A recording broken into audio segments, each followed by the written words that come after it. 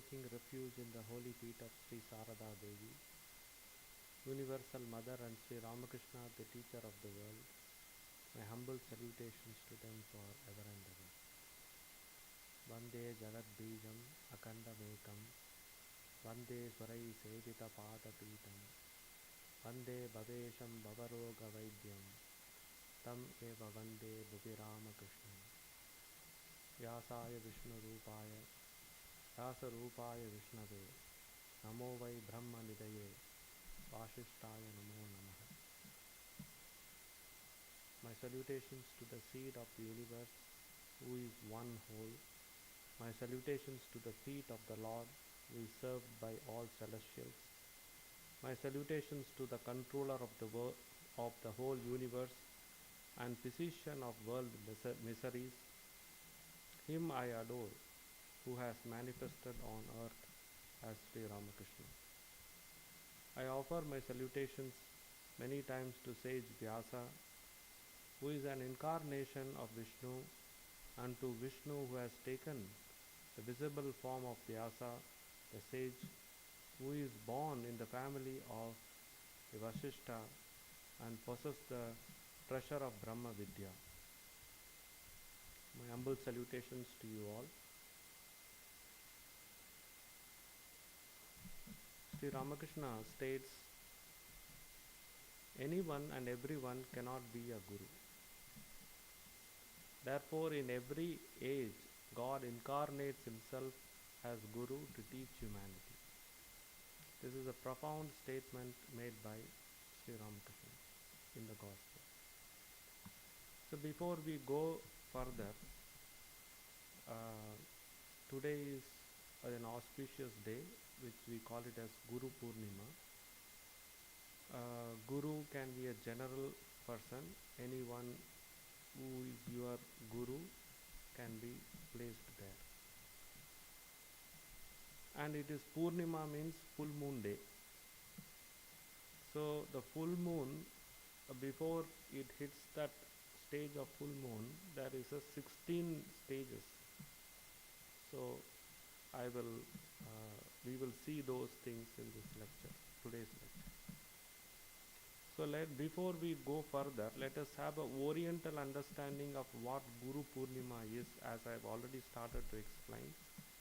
So I am going to do a small demonstration. Kindly bear with me. Matchbox.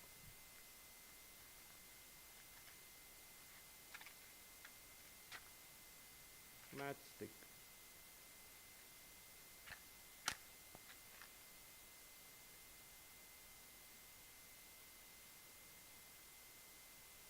Now the matchstick asks the matchbox.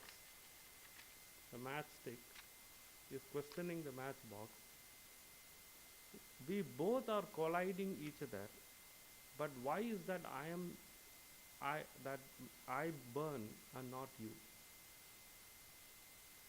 Then the matchbox replies to the matchstick, you know why? Because you are heavy on the top. You have something heavy on the top of your head. So that heaviness has to be burnt. That heaviness is the egoism which we all have. And that fire is this is Guru who is giving that fire of knowledge to burn this egoistic attitude in us. So Guru means in Sanskrit heaviness. That is a simple meaning, heaviness, anything heavy. But in philosophically, Guru is heavy in solid wisdom. And we are heavy in our egoistic sense. I, mine. So we are too heavy in that sense. So the Guru is going to give that knowledge of fire to burn that. We need to get rid of this. That is the theme that is the connection we have with Guru. There's another meaning of guru means guru. There are two uh, syllable sound. Gu means darkness, ru means removal of that.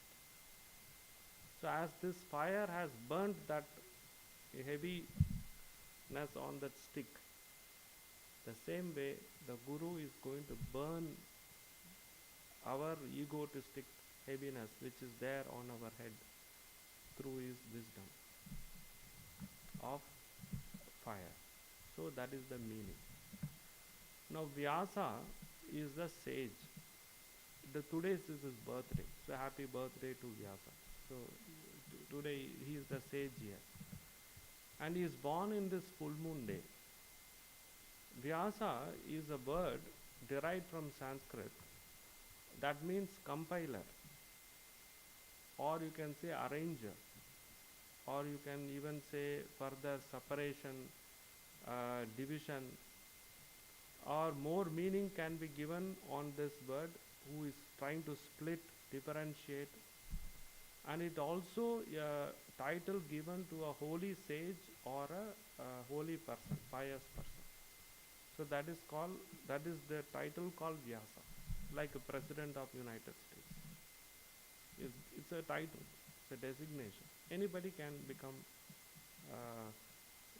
the president if elected by people of America. Same way, Vyasa is a title. So Swamiji expresses his opinion that Vyasa may not be a single person, but a lineage of a sages who were content to develop the ideas without claiming any credit. That is, they are karma yogis. They gave the wisdom without seeking for their personal interest. And Guru is like a mirror. So before we go out for a party, we dress in our personal room and then we stand in front of mirror and see whether we have dressed nicely, and we do makeups good, we do our alteration and ensure that we want to look nice when wherever we go. So the mirror helps us. In the same way, Guru is like a mirror.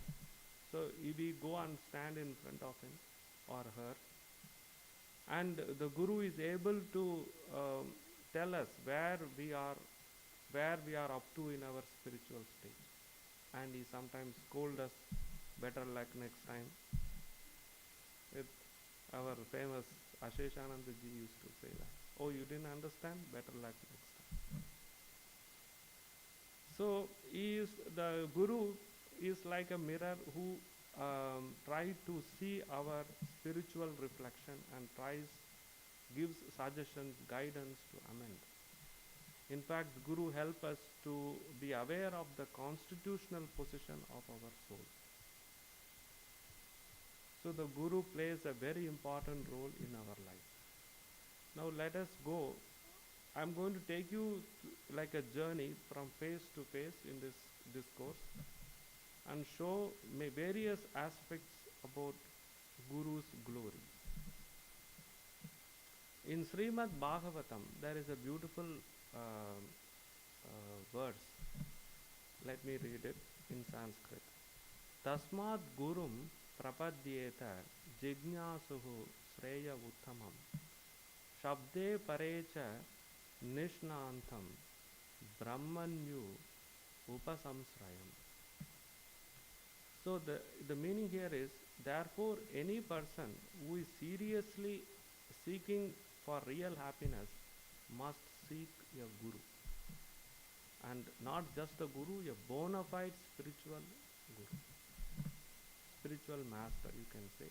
And take shelter in him, and by our own efforts, we have to do our endeavor to seek Guru.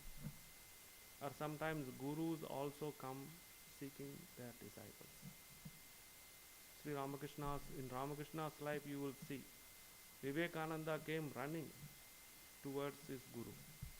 But Ramakrishna went to many places to make his own disciples. It's very evident in his life, like Keshav Chandra Sen, characters like Keshav Chandra Sen. He himself went and met the Girish Chandra Ghosh. He was nowhere he can stand to be a decent disciple. He was a very naughty person, if you read his history. And Sri Ramakrishna, with full mercy, went and met this man, Girish Chandra Ghosh. So, what is the qualification of the bona fide guru? So, how do we understand? How do we evaluate guru? So, the evaluation, of course, we don't have that wisdom to evaluate, but at least we should have a little knowledge how to accept that person as a guru. So the scripture says you should have a realization on the conclusion of the scriptures by deliberation, and also he should convince others of his conclusion, he or she.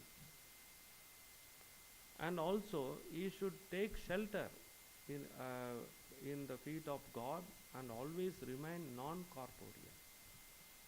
Because this is the journey of Atma Jnana, where there is no involvement of matter here.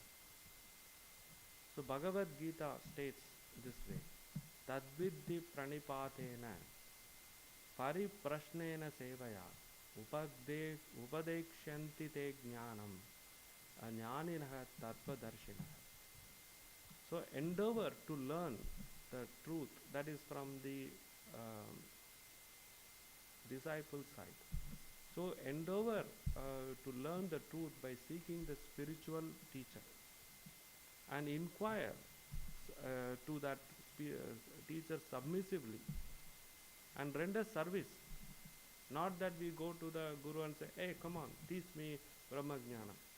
Not like a commanding way.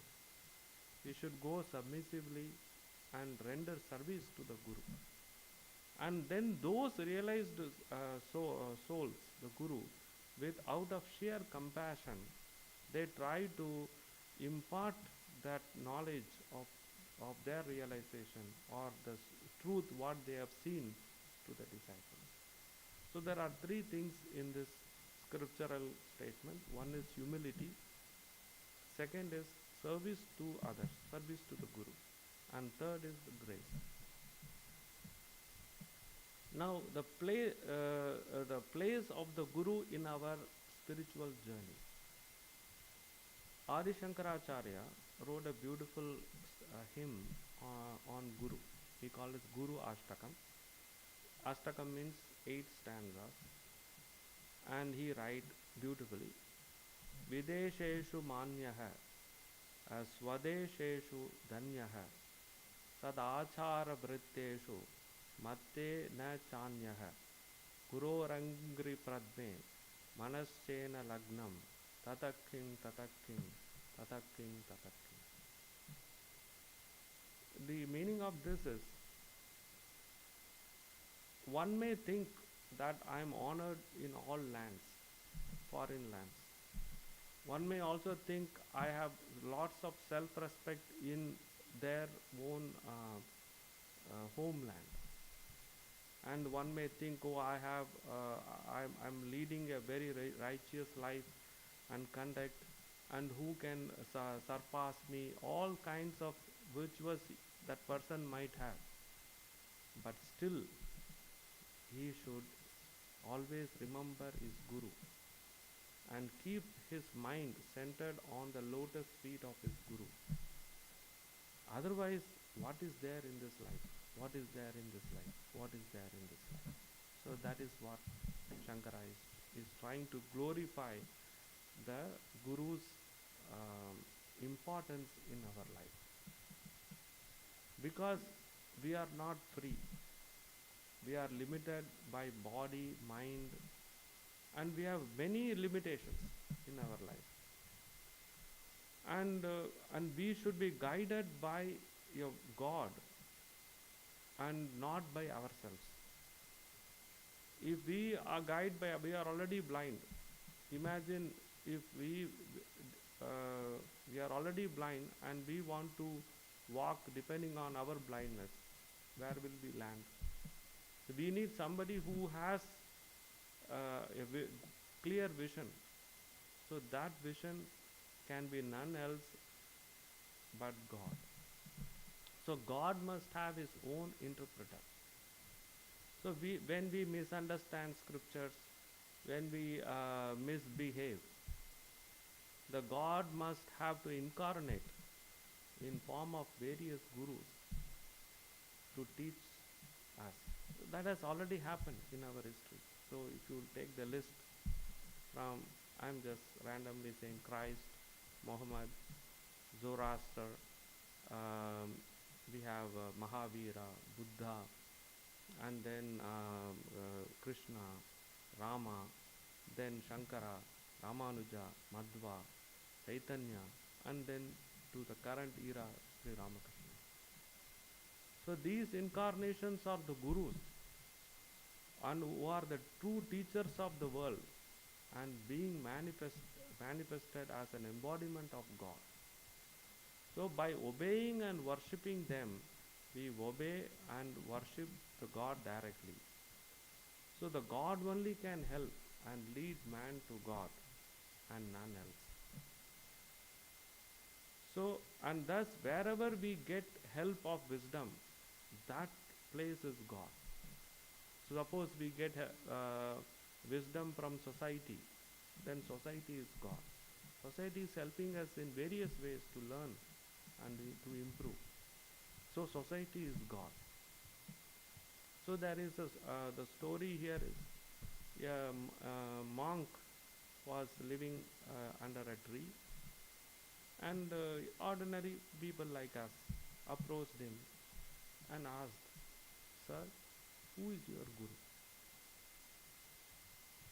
Then the monk said, "Oh, I have 3 gurus." "You have 3 gurus? Can I know? Can we all know about them?" Then he said, "All right. You know who are my gurus? First, a thief. Second, a dog. Third, a little girl." Then a thief? A thief is your guru? He said, "Yes, he is my guru." "Can you please explain?" Then the monk with sheer compassion said, "You know, when he was in his wandering days, he visited a village and he didn't have an accommodation. It was a night time. So he wanted to get some accommodation, and he met this thief because he was alert in the night time to break open some house. Then he met this monk and he asked, "Sir," then he introduced himself that he is a thief. And he said, "Can I get some accommodation?" Then thief thought, "Okay, anyway I will be out of my house in the night.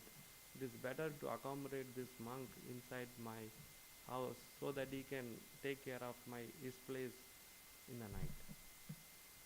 So the monk stayed in thief's house. And every night this thief is busy outside, because for thief night is they like owls. Busy time. So every day this thief had a failure in his endeavor. So in the morning he comes with empty hand. And that was going on for months. And the monk was watching this. But every night he went with so much spirit. And previous day he lost. He was failed. He couldn't get any. He couldn't get any things to steal. But monk observed his perseverance.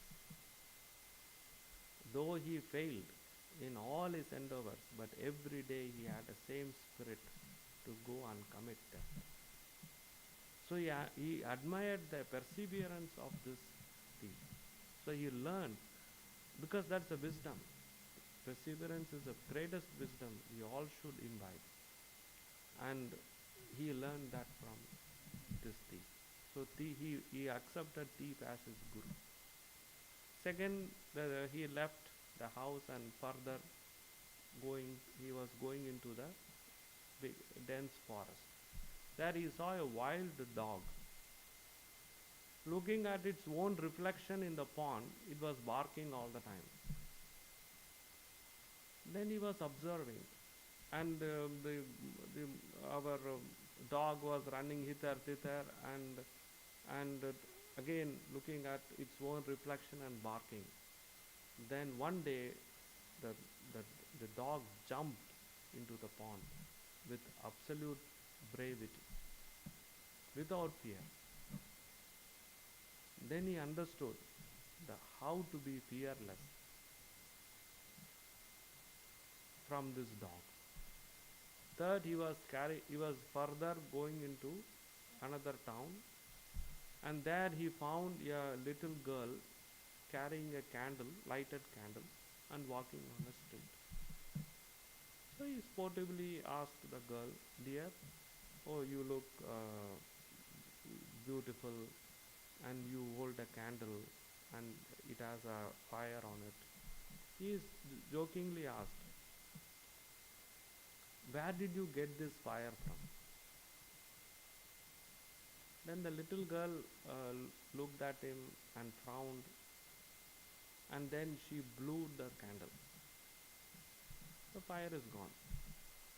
Then the little girl asked the monk, "You please tell me, where did this fire go?"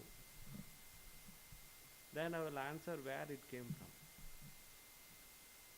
The monk did not have answer. Then he understood that how the world is impermanent. Keep on changing, momentariness. Buddhist philosophy talks about this a lot. Momentariness. That is just everything is passing. That is the only truth, they say. So he learned what momentariness is. So the Sri Ramakrishna incarnated in this world for the good of all nations and for all religions in the current era. Sri Ramakrishna states in the Gospel, the question asked to him, who is the Guru? The Ramakrishna clearly says, one answer, there is only one Guru, that is Sat Chit Ananda. And he alone is the teacher. And then another question, why should we need Guru? Do we need a Guru to have a vision of God? Can't we have, I don't want this fellow in my life. Can't we avoid Guru concept in our life? Because we want choice all the time. Then reply, Sri Ramakrishna said, no. Guru is like a thread which is leading us to God. Suppose we are all in the deep well. How to climb? Someone has to put a rope. Then by catching the rope, we climb. That rope is Guru. Otherwise, how to climb? We are all in the deep well of this attachment, suffering, misery. We know how miserable we are.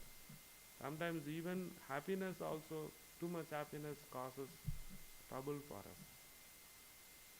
We want to get rid of that place. So that rope is Guru. We cannot avoid because we are in that flight. So Upanishad says there are two types of knowledges. These are two Vidya. Knowledge means Vidya. So one is Paravidya, other is Aparavidya.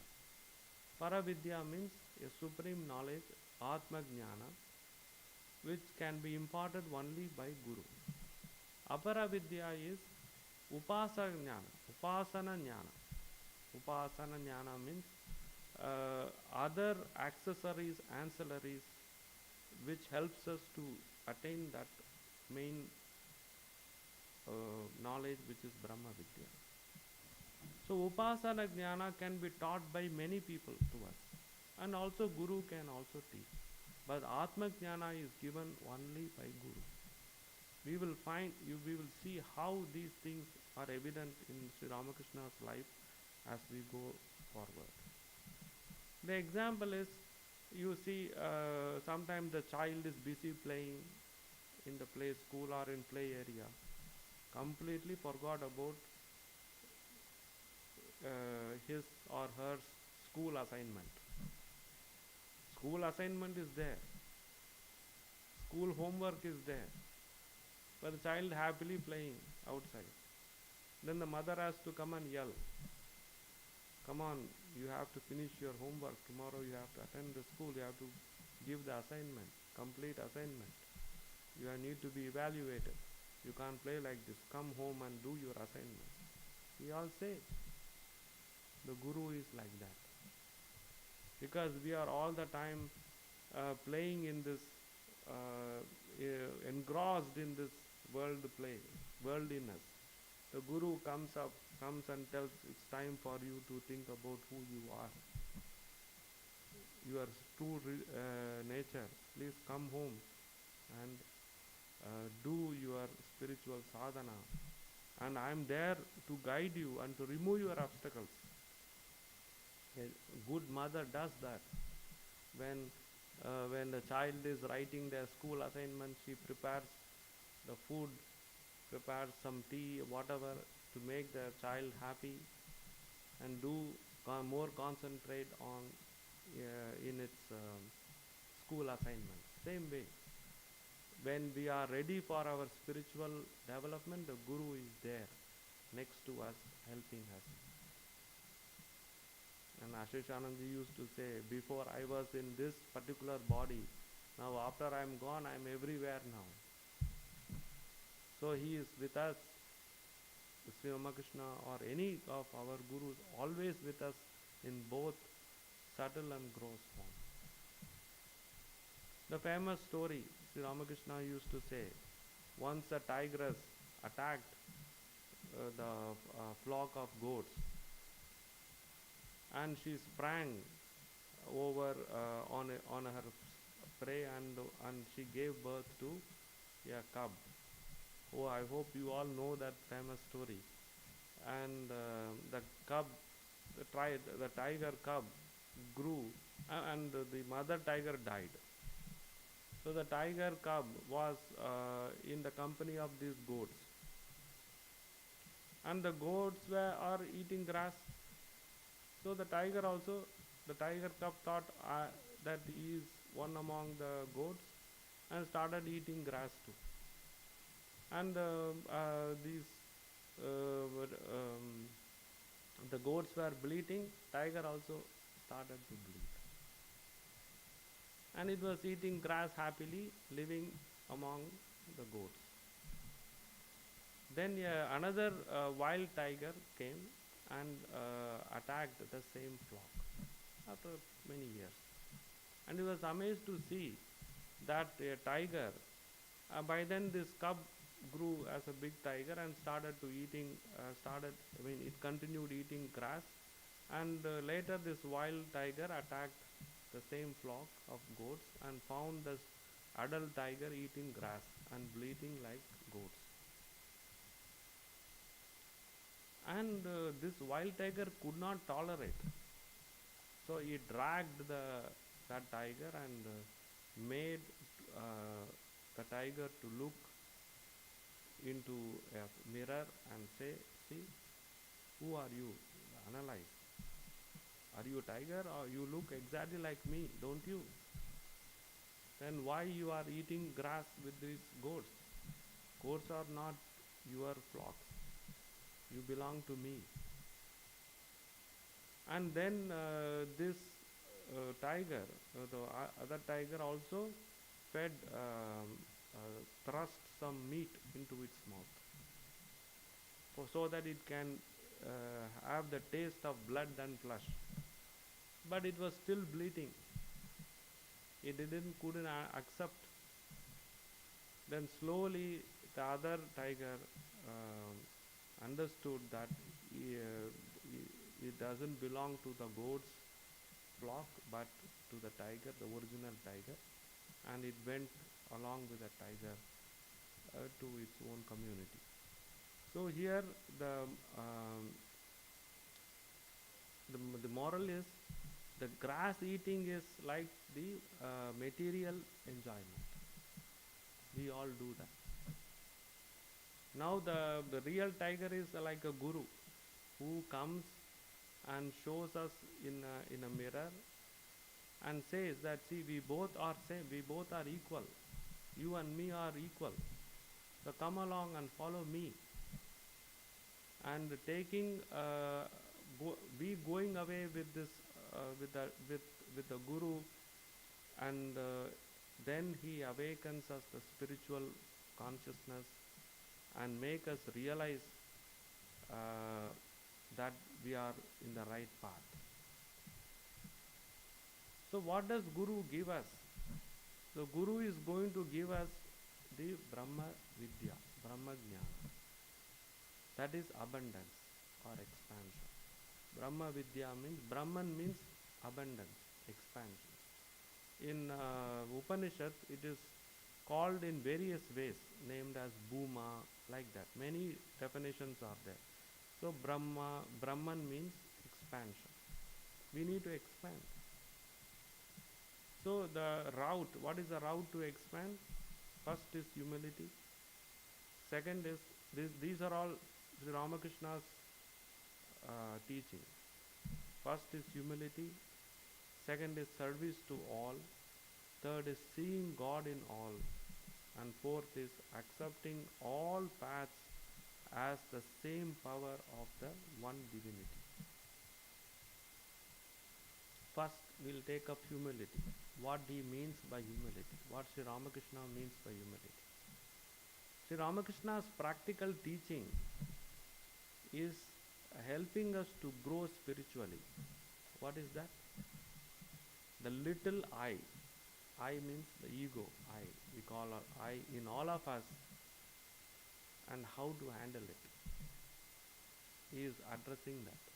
How to handle this I concept in all of us. We call ahankara. And it is otherwise in English we say egotism. So every human child develops this I concept at the age of 2.5 years. And that is the source of the tremendous power to all human beings. And you see, it is through this concept the human is able to dominate the whole world. And how to handle this I, which appears in all of us as a central truth. Sri Ramakrishna is going to teach us. It is a profound subject of interest of how to handle this I in today's world. So the baby gets the feeling of I and started saying, I want this, I want that, I don't want this, I want to go there, I don't want to go there. Child say this, and that is the journey we are starting towards the Atma Jnana. First, let us ask all these things, and slowly that material wants will become a spiritual want slowly. At least we should ask first. Ask, thy shall be given, Christ says. First ask, I want that, I want this. At least ask that, give importance to I. Then slowly that will expand. When that inquiry expands, then we will be transforming from the material to the spiritual level. So that I appears in the baby is only a kind of an initial datum, and it has to expand, and it has to expand from the material to the spiritual is the real education for all of us. This expansion is what we call otherwise from selfishness to unselfishness. The charity begins from home. First you take care of your mother, then your parents, your kids. Then you have to expand, but we stop there. We just stop all our good thoughts only within our home. We are not trying to expand it. Sri Ramakrishna is telling us to expand. That is selfishness to unselfishness. I love my parents, but imagine we love everyone in the same way as as we love our parents or any dear ones. So that is expansion. So whenever child wants something, the parent encourages. Any parent encourage. In America, we give more importance to individuality. We encourage. Parents encourage children. Please do that. Please do this. Come on, go and get that qualification. We encourage them. And what is the result? We have expanded the individuality of that person. So, but what is that individuality adding up? Nothing but petty-minded, egotistic, and unable to live and work with others because of the contraction in this I concept. This individuality has to be expanded to universality. That is the Sri Ramakrishna's cardinal teaching. Sri Ramakrishna calls that contracted I, a selfish I, as a kacha ami, that is unripe mango. An unripe mango or unripe fruit, you can say.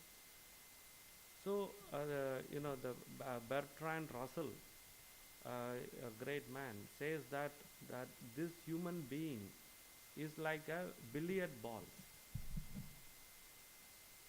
Billiard balls, we have seen billiard balls. And the billiard balls only know how to collide each other. In the game, you see they hit with that stick and it keeps colliding. It only knows how to do that. So our individual I is like that. So Sri Ramakrishna says this unripe must be developed as a ripe I. He says it in his gospel in almost every page. So that makes, when we do this unripe to ripe I, what happens? What is the result of that? It makes the individual to grow towards divinity and making happy relations with all. And it also it is necessary as a spiritual education for peaceful and happy inter-human life. Now we move to the second. We now obtained unripe I. Now what is the next level? Service to all. Seva bhava. Sri Ramakrishna says. Service attitude. So hence service becomes a training home for all of us for any context in inter-human relationship. So for the development of Atma Jnana, we need to serve. I am here to help you. I am here to serve you. Then attitude, when this attitude becomes natural, then obviously the unripe also is there. Unripe I is also developed at that stage. So after unripe I, you are ready to serve all. That comes. If you are not ready to help others, that means our I is not ripe. So when unripe I is there, automatically we are ready to serve. So it happens. Sri Ramakrishna says beautifully that I concept has to be converted into servant I or devotee I. He says Dasa Ami. Dasa means servant I. And Bhakta Ami. I am a devotee I. Ami means I. That's in Bengali language. See, Vivekananda ran from his home to Sri Ramakrishna and asked, can you show me God? Then Sri Ramakrishna immediately, have you seen God? He said, have you seen God? Can you show it to me? Then Ramakrishna immediately asked, said, yes, I have seen God. I'm seeing God like exactly as I see you now. And I can show it to you. See, Ramakrishna is the unripe high, and he is trying, he is ready to serve Vivekananda, saying, I will show God to you. He is ready to serve.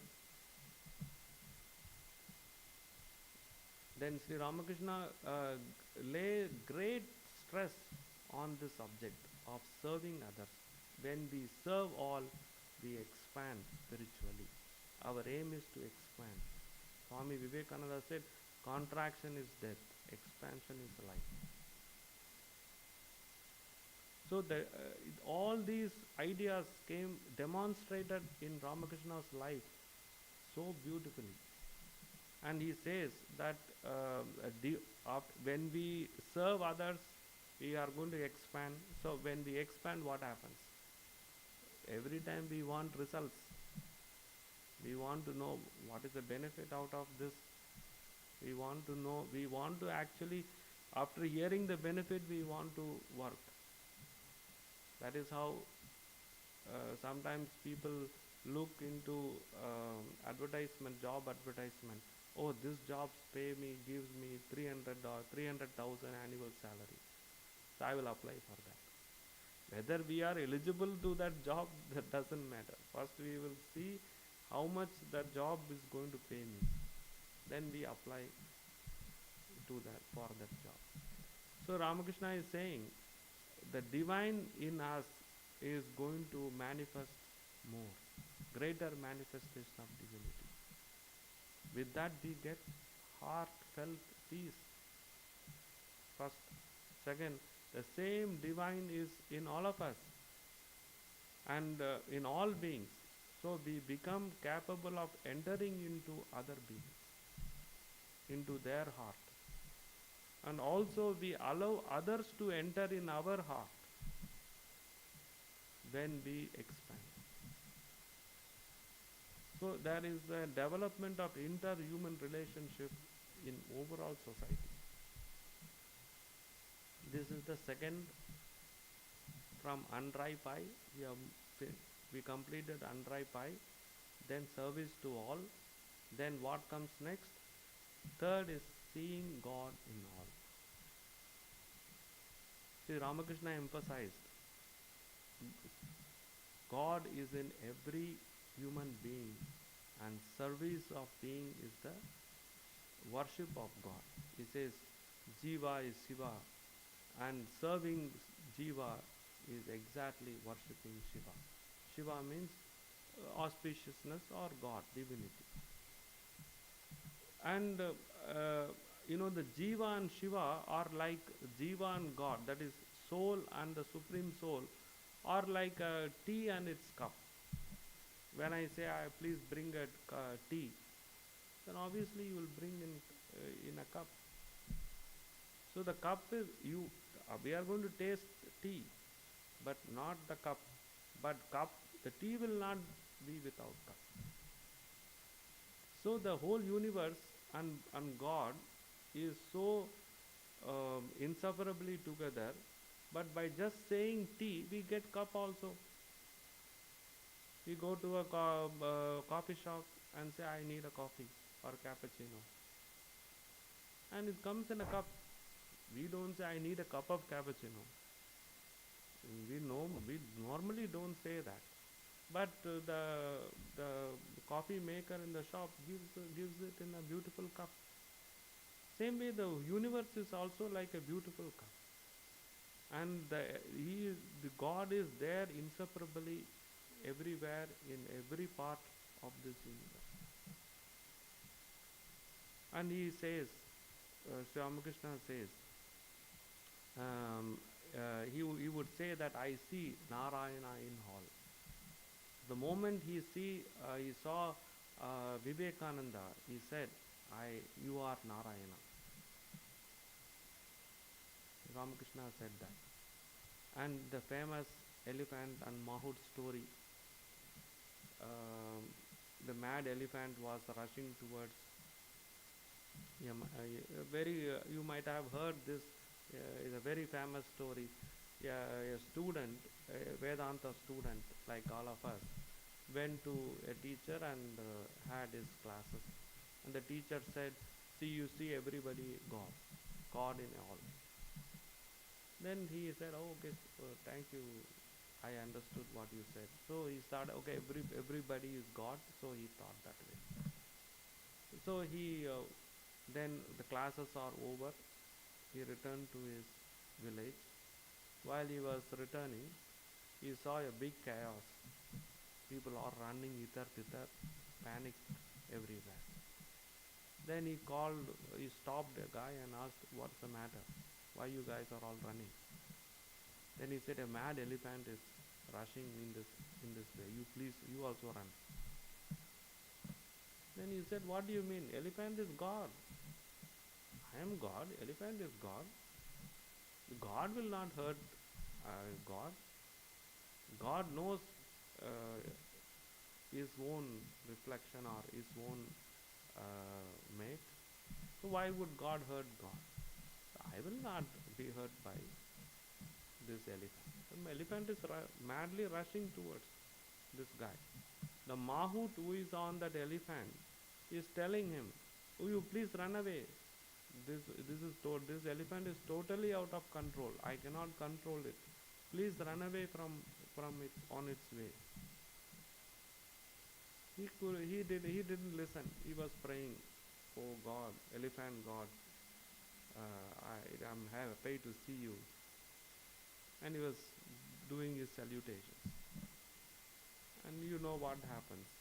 Our elephant came, caught this fellow and threw him into a pit. He was badly hurt. Then all came for his rescue. His teacher also came, his Vedanta teacher came. And this fellow was given first aid and he recovered. Then he became so furious and he questioned his Vedanta teacher. You said everybody is God. I am God. This elephant is also God. Why am I in this flight? Why am I in this consequences? You are wrong. He was challenging his teacher. The Vedanta teacher said, yes, you are God. Elephant is also God. Mahout is also God. He told you to run away. Why didn't you listen to him? You did not listen to that fellow. He cautioned you not to stand on the way of this mad elephant. But why didn't you see Mahout as God, which you denied to see?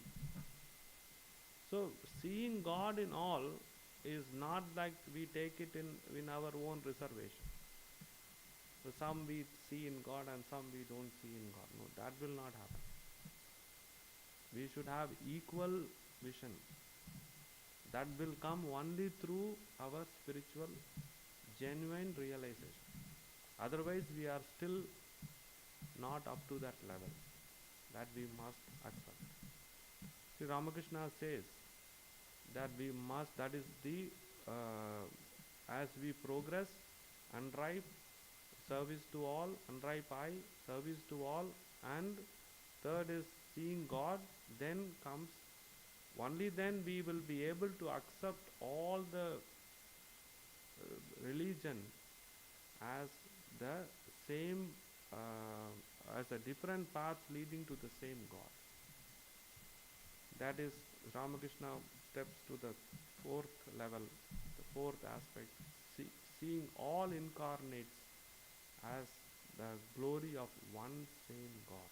Glories. Neha nanasti kinchana. There is no plurality. So it means all incarnations. Who? Christ. I listed Christ, Muhammad, Zoroaster, or you can say Rama, Krishna, and all other acharya, the teachers, or the manifestations or the powers or magnificence or splendors of the same one God. And sometimes you see Narendra, that is Swami Vivekananda, before he was Narendra, reveal a tendency of fanaticism.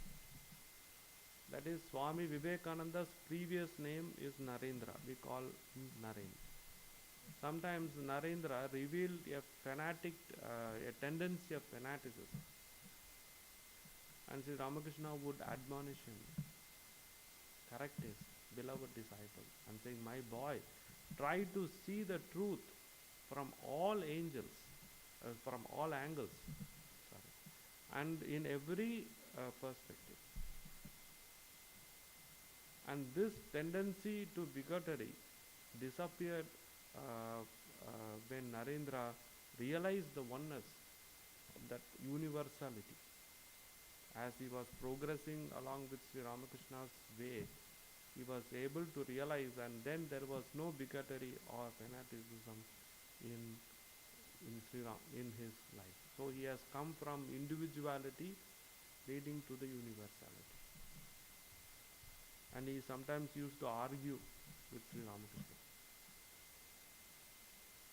He used to argue why your mother's vision, whatever you have vision, is all hallucination. It's all your own dream. He used to argue. Sri Ramakrishna used to say, so see, you will one day realize and weep for the Divine Mother. And it happened later. And Sri Ramakrishna will defend Narendra from other devotees. He is saying that, you see, this boy is a modern fellow, but he has a pure heart, and he wants everything tangibly. He wants to experience tangibly. So because of his modern education, he is questioning me like this and telling that all my realizations are just hallucinations. But what to do? His modern education has made him to think that way. Otherwise, he is a pure-hearted. So Ramakrishna is so compassionate that he doesn't want to find any fault in any of his disciples, especially his chief disciple Swami Vivekananda. So, Swamiji concludes this way in one of his lectures, my master delivered in London. So I will read that excerpt. So he says about Sri Ramakrishna. Point here is, Swami Vivekananda never spoke. I mean, he spoke very less about Sri Ramakrishna. He spoke on many subjects, but about his own guru, he spoke very little. And one of his lectures says this way: this is what my master found. Master is Sri Ramakrishna. And he then set about to learn humility, because he had found that the one idea in all religions is, not me, but thou. And he who says not me, the Lord fills his heart. The less of this little I, the more of God there is in him. That he found to be the truth in every religion in the world. And he set himself to accomplish this, to proclaim and make clear the fundamental unity underlying all religions was the mission of my master. And he concludes his lecture that way.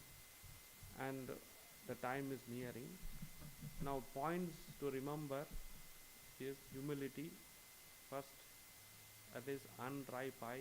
Second is service to all. Third is seeing God in all. And fourth is accept all religions as the various parts or powers of the same God, one God. And I'm going to go with a very important thing. There is a secret which is not revealed very easily.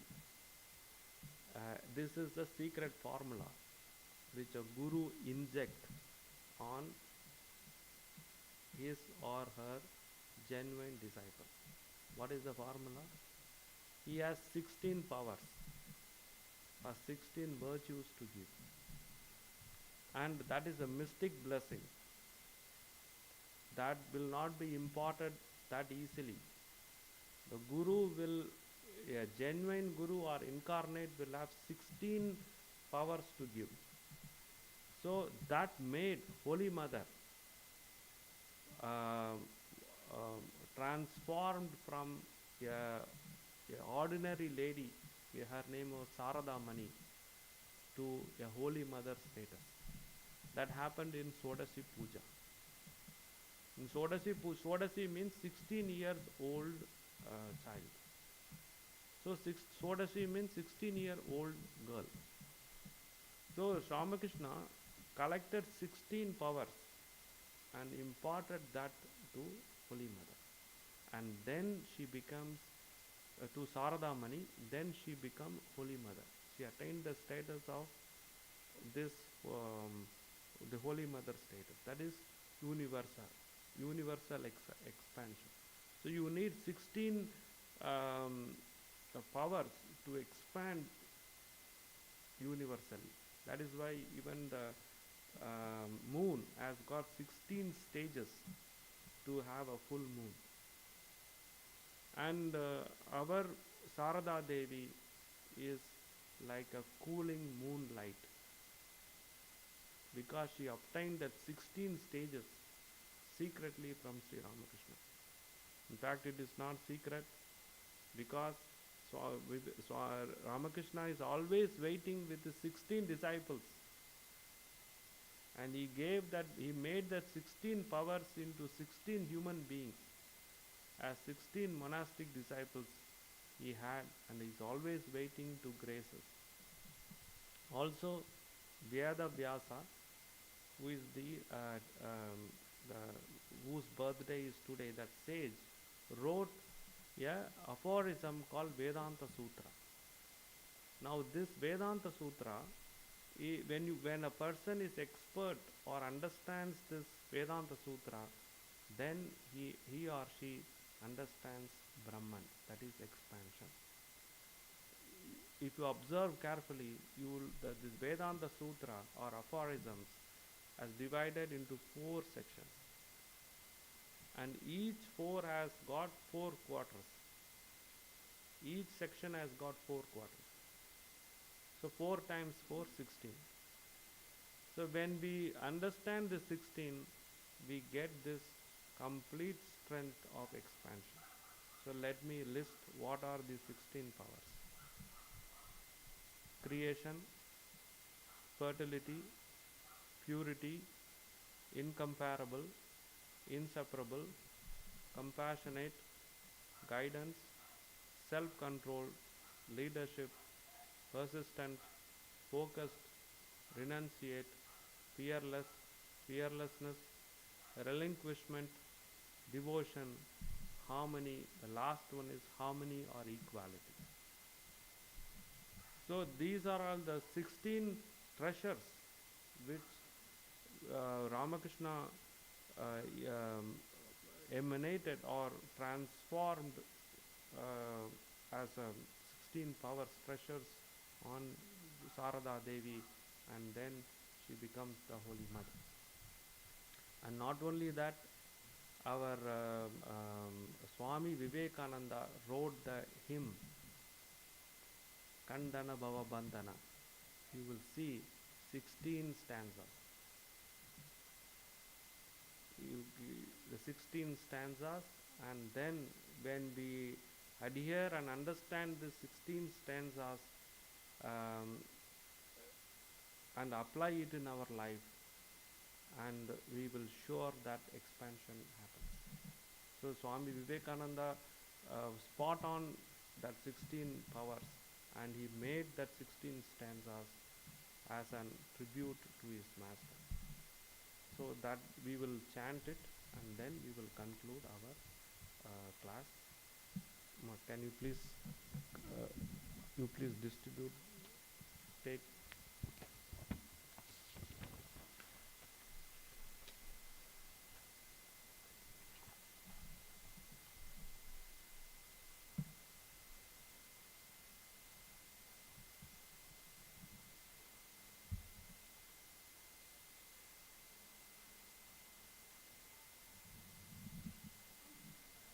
That's okay. That's okay.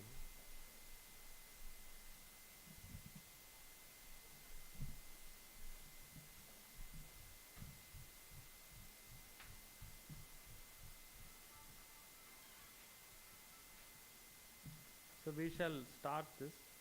We'll chant this together, which is the that everyday congregational singing, which is exactly translated in English. Breaker of the world's bondage, by the world adored, I worship thee, stainless yet assuming human form, attributeless yet full of attributes. O remover of the blemish of sin, the world's ornament, thy body is a mass of pure consciousness. Thy eyes are purified by the colorium of knowledge, at their glance delusion disappears. O effulgent ocean of ecstasy, always in waves, ocean of love, thy 2 feet, possessed by devotees, carry one across the ocean of life. Manifested Lord of the cycle, Lord of the universe, helper in yoga, one of controlled mind, established in samadhi, see through thy grace. O destroyer of the affliction of misery, compassion embodied, ceaseless worker, thou hast sacrificed thy life for the world's deliverance, O breaker of the bondage of the Kali Yuga.